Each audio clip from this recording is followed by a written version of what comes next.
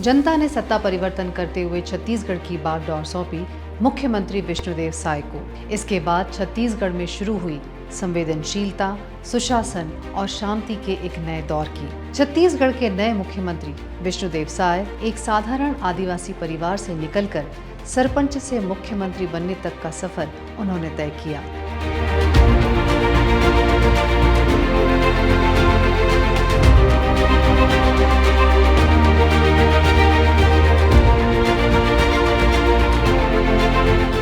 दिसंबर 2023 में शपथ ग्रहण के साथ ही अपना पहला कदम उठाया। 18 लाख प्रधानमंत्री आवास योजना के घरों की मंजूरी। मात्र एक साल में इनमें से लाखों परिवारों को पहली बार छत मिली, पहली बार चार दीवारी मिली।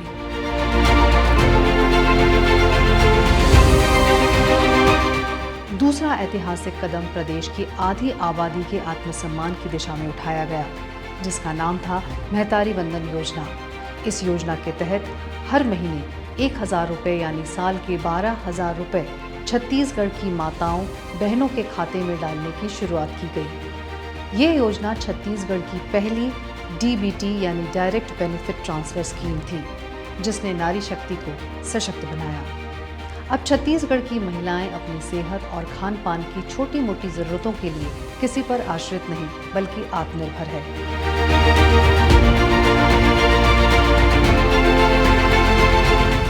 बात अगर खेती किसानी की करें तो ये दौर कृषि क्षेत्र में बड़ी क्रांति लेकर आया, खासकर धान उत्पादक किसानों के लिए।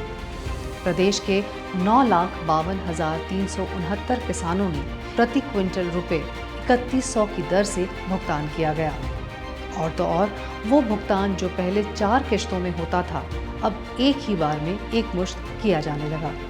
यही नहीं, 14 लाख किसानों को 2 साल का बकाया बोनस भी दिया गया। यही वजह थी कि छत्तीसगढ़ में धान की रिकॉर्ड पैदावार हुई। किसानों की आय एकाएक 1.5 गुना तक बढ़ गई और साथ ही बढ़ी अन्नदाता परिवारों की खुशियां, उनका स्वाभिमान। धान का कटोरा, ये वाक्य अब सही मायने में सार्थक सिद्ध हुआ। लेकिन जो सबसे महत्वपूर्ण और साहसी कदम उठाया गया वो था माओवाद के खिलाफ। छत्तीसगढ़ महतारी के माथे पर नासूर की तरह चुभ रहे इस लाल कलंक के खात्मे का साहसिक निर्णय मुख्यमंत्री विष्णुदेव साय के नेतृत्व में लिया गया। साय सरकार ने नक्सलवाद की कमर तोड़ दी। 1.5 साल में तकरीबन 450 नक्सली मारे गए, जिनमें कई खुखार नक्सली जैसे बसवा राजू, शंकर राव, चलपथी, विनोद गोवड़ा, सुधाकर और भास्कर जैसे नक्सली शामिल हैं। ऑपरेशन ब्लैक फॉरेस्ट और ऑपरेशन करेकुट्टा का नाम तो आपने सुना ही होगा, जिसमें नक्सलियों की पूरी सल्तनत को ही हमारे बहादुर सुरक्षा बलों ने तबाह कर दिया। 1,443 नक्सली गिरफ्तार किए गए। अब छत्तीसगढ़ शांति की ओर बढ़ रहा है, जहां विकास की राहें सुरक्षित हैं। राज्य विरोधी ताकतों को हमने ये एहसास भी दिलाया कि छत्तीसगढ़ के संस्कार गोलियों के साथ साथ गले लगाने के भी हैं। आज कई नक्सली मुख्य धारा से जुड़कर राज्य के विकास में भागीदारी निभा रहे हैं। 31 मार्च 2026 वो आखिरी दिन होगा जब सशक्त नक्सलियों का पूरी तरह से सफाया कर दिया जाएगा। जिस प्रकार किसी भी व्यक्ति का व्यक्तित्व विकास यानी पर्सनालिटी डेवलपमेंट उसकी शिक्षा दीक्षा पर निर्भर करता है, ठीक उसी तरह किसी भी राज्य का सर्वांगीण विकास वहाँ के निवासियों की शिक्षा और कौशल पर निर्भर करता है। ये बात छत्तीसगढ़ के मुख्यमंत्री विष्णुदेव साय ने समझ ली है। इसीलिए नई शिक्षा नीति, जिसके तहत रोजगार मिलने वाले पाठ्यक्रम लागू किए गए।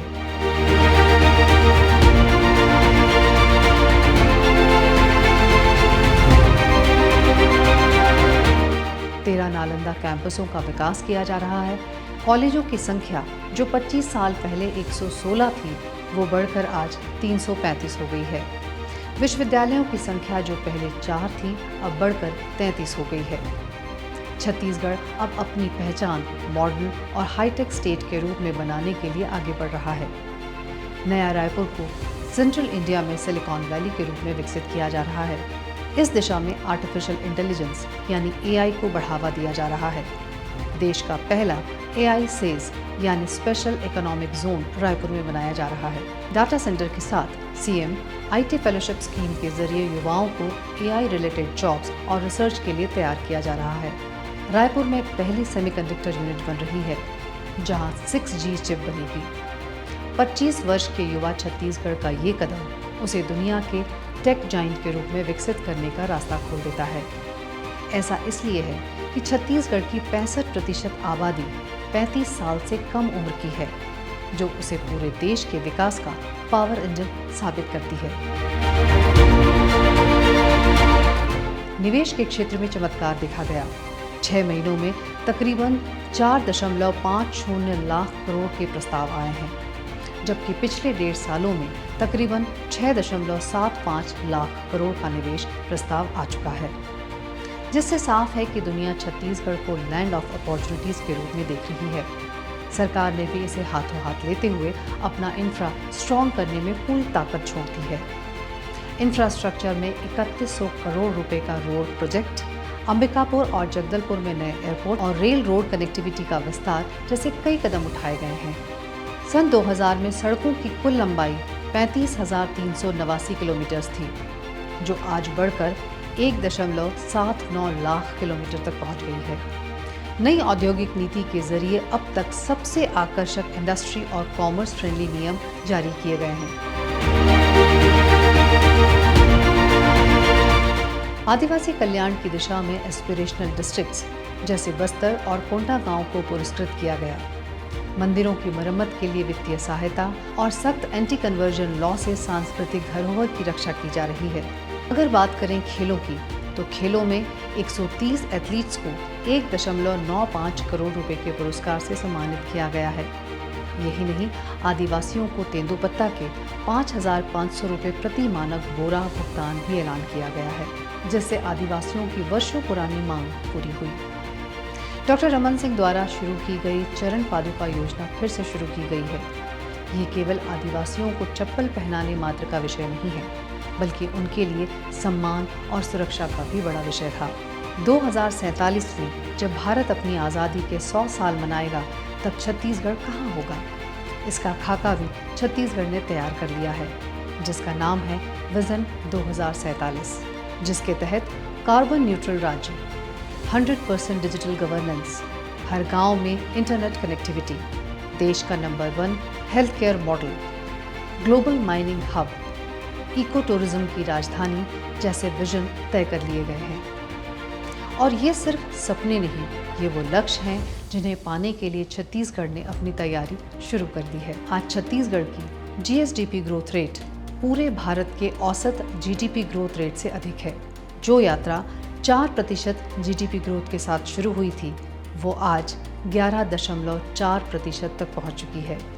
वो दिन दूर नहीं जब छत्तीसगढ़ का विकास मॉडल हर भारतवासी के लिए मिसाल बन जाएगा। आज जब हम 25 साल पीछे मुड़कर देखते हैं, तो सब कुछ मानो सपना सा लगता है, लेकिन ये सच है कि छत्तीसगढ़ ने अपने अथक परिश्रम और कड़ी मेहनत से महज 2.5 दशक में ही उस मुकाम को हासिल किया है जहां तक कई बड़े राज्य आज़ादी के 75 सालों में भी नहीं पहुंच पाए हैं। आज जब छत्तीसगढ़ अपनी स्थापना की सिल्वर जुबली यानी 25वीं सालगिरह मना रहा है, तब आइए हम भी संकल्प लें कि अपने हिस्से का 1/3 करोड़ छत्तीसगढ़ हम भी संवारेंगे, ताकि आने वाली पीढ़ियां युगों युगों तक गर्व से कह सके, छत्तीसगढ़िया सब लोग हैं।